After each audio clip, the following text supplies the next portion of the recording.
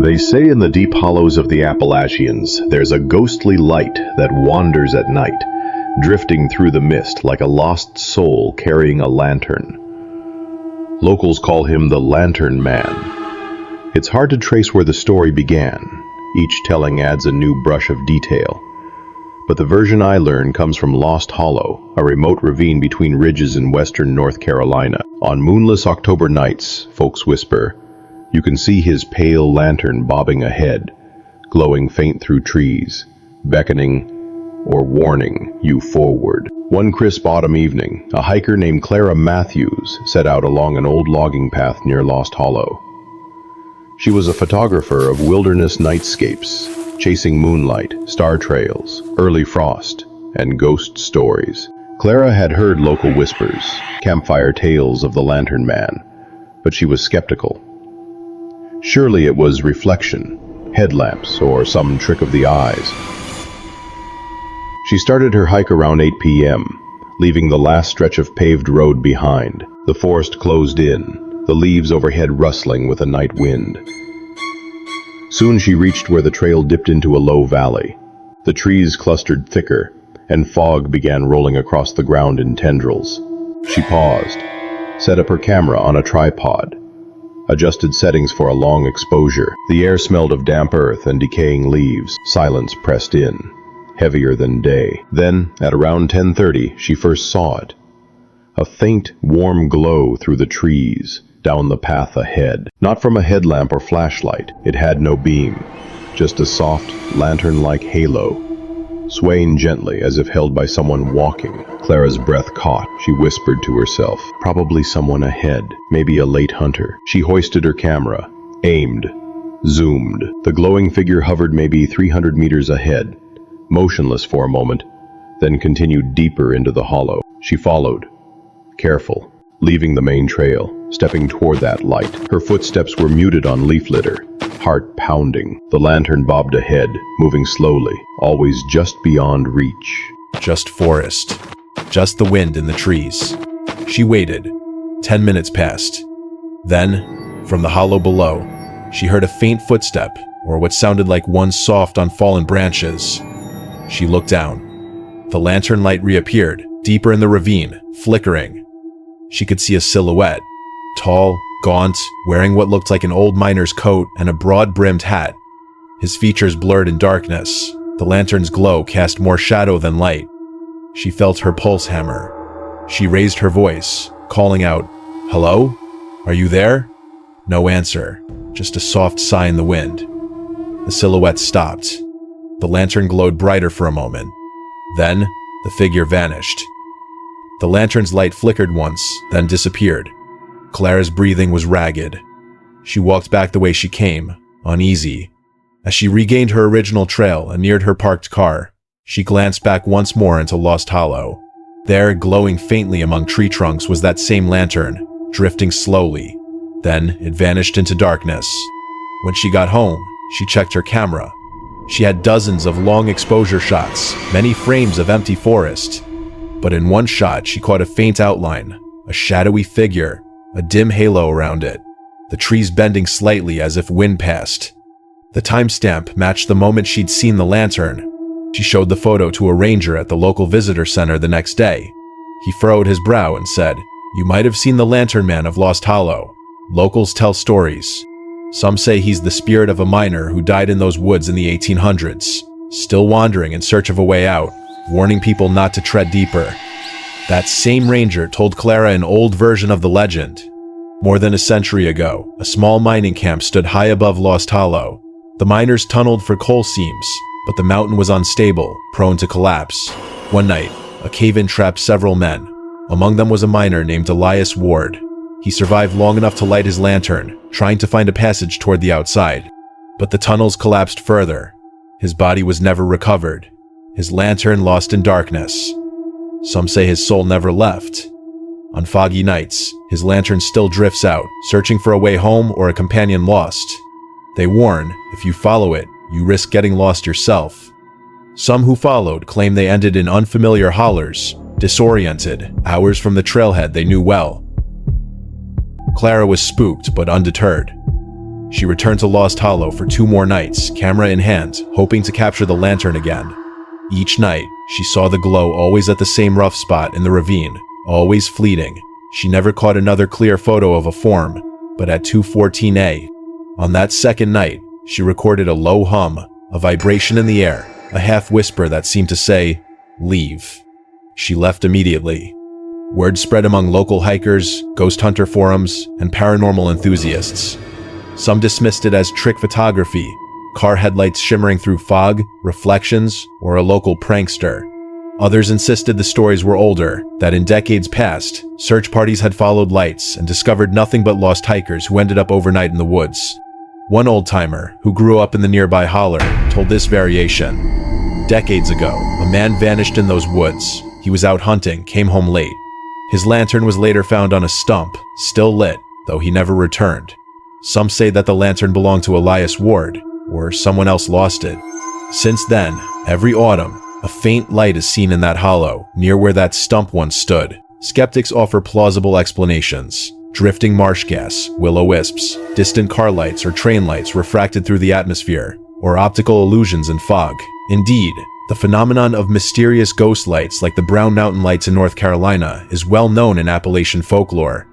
But the locals, those who live near Lost Hollow, say it's more than just lights. They speak of chills that pass through you, of compasses spinning strangely at night, of a presence that watches but doesn't reveal itself. Some say the lantern man doesn't want company. He warns those who come too close. Turn back, don't go further. Clara's experience became one of the most cited among modern ghost hunting circles. Her half-caught photo, the time-stamped evidence, and the whispered voice disturbed many. People pored over her recordings, trying to amplify the hum, isolate the whisper, but nothing definitive emerged. In forums, believers argued, skeptics dissected. Still, every October, a few bold souls try to hike into Lost Hollow, to chase that faint lantern glow, to see the silhouette, to hear a whisper in the wind. Some return shaken, some say they never made it back to the trailhead till dawn, and some never speak of what they heard. What's striking is that the sightings often cluster in the last few nights before Halloween, when the veil between the living and dead is said to thin. When mist fills the hollows, and shadows shift in unnatural ways, that's when the lantern shows. One thing Clara always says, the lantern never leads you out. It always drifts deeper, away from safety, like a siren's glow in the dark. And the moment you think you've caught up, it's just gone. So, if you ever hike into the Appalachians in October, and you're walking through a hollow at midnight, fog swirling low, and there, ahead, a lantern sways in the mist, pause, don't follow. Watch, listen, and let the mountain remember you from afar, not up close. Because some lights don't guide you home. Some lights just want you to follow. Jesse and Mark had always loved camping in the mountains. They usually preferred spring and summer, when nights were mild, the sky full of stars. But that year, in early October, they decided to push their limits. They picked a remote spot deep in the Blue Ridge foothills, far from roads, far from lights, deep in hollers where cell reception died and silence held sway. They arrived late afternoon, carrying 2 backpacks, a tent, food, and enough firewood. The trail leading up to their site wound through ridges, crossing small creeks, passing old stone walls overgrown with moss. When they reached the clearing, they set up camp beside a little mountain creek that whispered over rocks. The forest framed them dense, dark, ancient. As dusk settled, they built a fire and ate. The sky above was veiled in clouds, the moon hidden, so the woods would be pitch black soon. All around, they heard the usual business of night creatures, frogs, insects, distant coyotes, but nothing unusual, or so they thought. By 11 p.m., the fire burned lower, the logs glowing orange-red. Jesse was dozing by the embers. Mark sat by the firelight, staring into the darkness beyond the ring of trees. The hush outside seemed deeper than natural, as though the forest were holding its breath. Suddenly, she heard it. A whistle. Soft, deliberate, 3 slow notes. Wee-oo-wee. Not a light-hearted tune, but drawn, slow, haunting. It felt like someone, or something, calling. Jessie bolted upright, blood rushing. She nudged Mark. "Did you hear that?" Her voice was a whisper. Mark's head jerked toward the tree line. The fire crackled. He shook his head. Nothing. He stood and held up a flashlight, its beam sweeping through the trees. The beam passed over trunks, undergrowth, moss, but nothing moved. No animal, no human. Just blackness. Then the whistle came again, closer this time. It echoed through the holler. That three-note call, clear as though drawn by a human throat, but hollow, unnatural. They both froze. The air dropped in temperature. The night felt vast and oppressive. Mark considered walking toward the sound, but the darkness swallowed space, depth, direction. One misstep could mean stumbling down a hidden slope or into the creek. Jesse clutched his arm. Then, from behind the campsite, the whistle repeated a third time, insistent, closer. It seemed to circle them. The final note lingered, their hearts pounded. The forest seemed to grow still, the night pressing near. Then, at the edge of their vision, at the fringe of their flashlight's beam, they saw her. A woman, pale as moonlit mist, standing among the trees. Her dress was torn, limp, her hair long and black, hanging straight. Her posture was rigid. Her eyes, Jesse didn't see them clearly, but she felt them watching, as if the whistle had drawn her there. She didn't move. She didn't speak. She only stood. And then, just as suddenly, she vanished. The trees swallowed her. Jesse let out a breath she didn't know she held.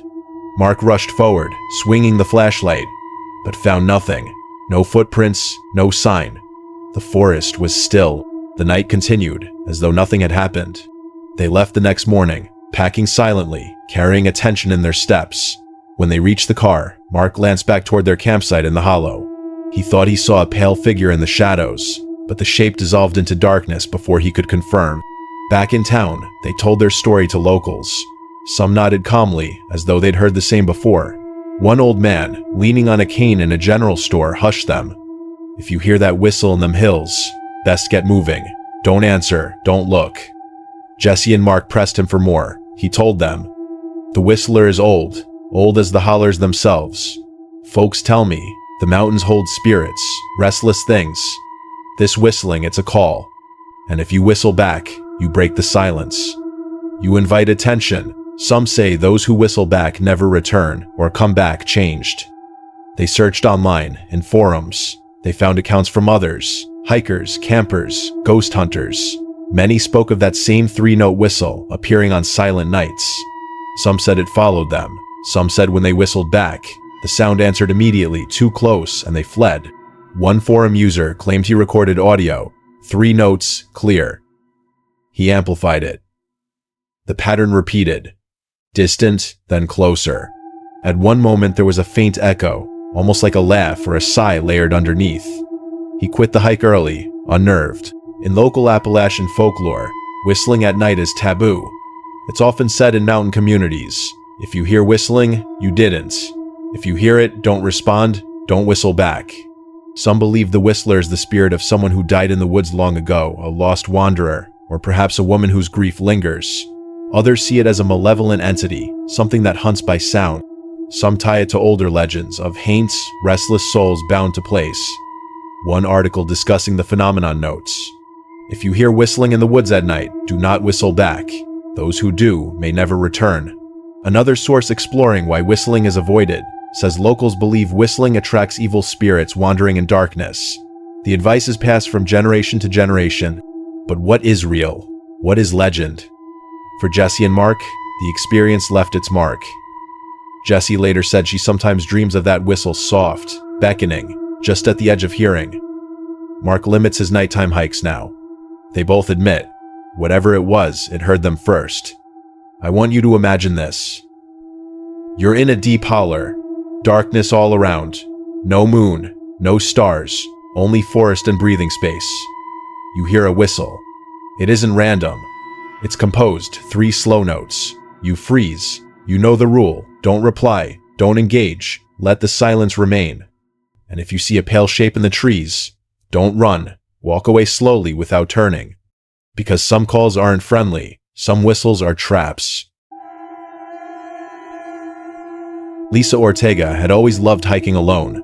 The solitude, the forest smells, the wind through treetops, it all grounded her. So when she planned a trip into Cherokee National Forest in October 2003, she packed light, a backpack, a tent, food and water, and her camera. She'd mapped out a trail that wound off one of the lesser-used side trails, expecting minimal traffic, gorgeous autumn foliage, and long, quiet nights under stars. On her third night, she was low on water. She'd underestimated how dry the late-season woods could be. Her reservoir was nearly empty, river crossings had dried to trickles, and the terrain was more rugged than she'd thought.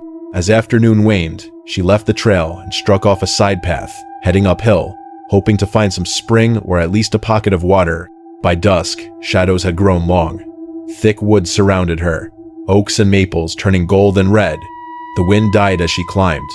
She walked until the forest seemed to swallow the trail. Then, just as she was considering stopping to camp, she saw it. A small wooden cabin, tucked into a slight clearing, smoke curling from a stone chimney. The kind of sight that makes a tired hiker's heart leap. Shelter, warmth, a chance to rest. Lisa approached cautiously. The logs looked aged but well kept. The roof was shingled, windows intact and showing soft light inside. She knocked on the door. No answer. She listened. Faint sounds of settling wood, one slow creak. Maybe voices, muffled but not distinct. She knocked again, louder. Still nothing. She pushed open the door. It swung with a low groan. Inside was the smell of wood smoke, earth, maybe cooking herbs. A modest main room, likely an old vacation or hunting cabin. There was a wood stove, firewood stacked neatly beside it, a rocking chair, and a table with a faded tablecloth. On the walls were framed photographs, groups of hikers, families, smiling faces, tents, woods. Some were old, black and white, some newer. Lisa's breath caught when she saw one photo. In the corner of the frame, a figure that looked just like her, sitting in a chair, camera in hand, looking at the woods beyond. She stared. Her heart thudded. Impossible, she thought. She had never been here. Trying to rationalize, perhaps someone had used her likeness, or someone an admirer had framed a photo of someone who looked like her. A prank? But then, the room felt wrong. The silence was oppressive. She was tired, maybe imagining things. But still, the air was warm and the wood stove was cold to touch. Nothing was burning, yet smoke curled faintly above the chimney. How? Lisa backed away, stepping out onto the porch. The cabin faced a small meadow, wildflowers dying in autumn, grasses bent by wind. The sun was nearly gone. She placed her pack down, deciding to spend the night. At least she'd get shelter, maybe water in the morning. She lit a small fire inside, sealed windows as best as possible. The cabin creaked as night grew. After the fire died somewhat, Lisa tried to sleep. She lay on a narrow cot in a back room, drifted off. She woke suddenly around midnight to a soft tapping at the window. She sat up, heart racing. Someone standing outside? She listened. No voice. Just tapping 3 slow knocks. Then silence. She checked outside through the window. Nothing but trees. Moonlight slanting through leaves. The meadow glowed faintly. She closed her eyes again, tried to calm. In dreams, she saw the cabin and the people in the photographs. Faces she didn't know, but with familiar expressions, like they were watching. She felt watched, like someone was just outside her vision. At dawn, she awoke to light streaming in. She packed quickly, leaving behind the photographs she didn't dare touch again. She stepped out onto the porch, breathing cold morning air. But as morning fog curled, something was odd. The clearing was smaller, overgrown. The cabin's wood had begun to fade, moss at the foundation. She walked around the building, curious. She crossed the meadow to descend toward where she thought trailhead should be, retracing her steps. After half an hour, she reached a point where her map and GPS showed she was back on the side trail. She looked back toward where she'd seen the cabin perched in the clearing. But there was nothing. No logs, no chimney, no hidden structure. Only trees, shrubs, and forest floor, littered in leaf and bark. Her heart slammed. She turned back to make sure she hadn't misread which way she'd come. Tried to retrace the path. No cabin. Just trees identical to those she'd passed earlier. No trail marker that matched what she'd seen. No clearing visible in satellite maps when she checked her GPS. No hint on maps of any structure, official or private. She shook, stunned. On her GPS, the coordinates she had assigned to that spot corresponded to dense forest, no structures shown. She checked it. No cabin, no path, no sign of habitation. She pulled up topo maps later. Registers confirmed no building ever existed at that coordinate according to Land Service. No record of any cabin there. After returning to the ranger station, she told her story. The ranger was polite. He said there were many stories like hers. Phantom cabins, he called them. Cabins seen in twilight or fog. Cabins that vanish by morning. They are reported in several places in Cherokee National Forest, in parts of North Carolina and Tennessee.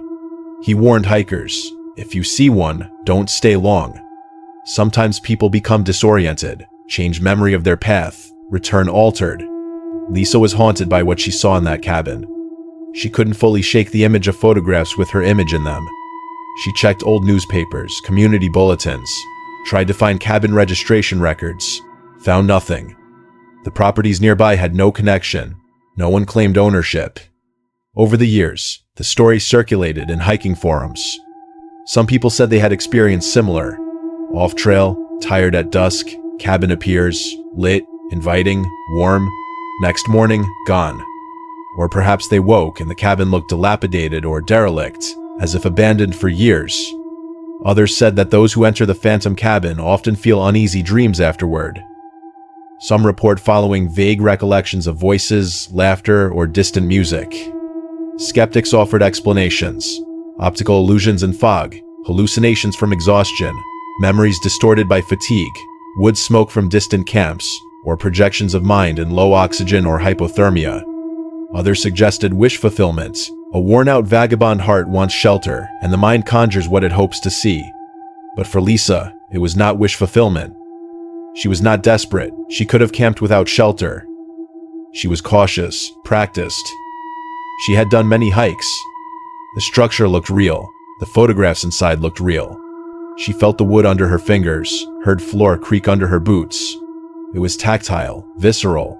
Months later, she returned to the spot with a small group of other experienced hikers. They followed her remembered route, careful markers, compass bearings. They arrived at the coordinate. They found dense forest. After hours of searching, they found broken logs, old stones, but nothing resembling a cabin. No chimney base, no artifacts with carvings, no photo frames. The clearing had vanished, or perhaps had never existed. The spot was swampy in places, easy to lose direction. Over time, the story of the cabin that wasn't there became one of those Appalachian legends that people share over campfires. But unlike stories told just for fright, this one carries with it the mark of someone who truly believed. Someone who touched the wood, saw light, heard taps, felt warmth. People who hear this story tell themselves, maybe there is some other realm overlapping ours, some places that flicker in and out of perception. Maybe at certain hours, when mist fills the hollows and dusk bleeds into night, things appear that aren't meant to stay. Perhaps those cabins are doorways. And some wonder, when Lisa looked at those photographs, saw herself or someone who looked just like her, was it desire, paranoia, or something stranger? Because there are stories that hikers later remember partial images. A face silhouetted in a window, a figure at the doorway, perhaps movement seen out of the corner of eye but gone when looked at directly. What remains certain, Lisa Ortega's story is one of the more detailed phantom cabin encounters in Cherokee National Forest. Unofficial, unverified in the bureaucratic sense, but powerful in what it asks us to believe, that reality in the Appalachians is more fluid than maps suggest. If you ever find yourself alone on a high ridge, autumn cold in your lungs, twilight pressing around you, mind tired, and you see a cabin in the woods' warm glow, wood smoke, photos on the walls, that smell of home, be careful, because by dawn, it may vanish. And by the time you unravel what you thought was real, you may find only trees, no structure, and questions burning louder than your fear.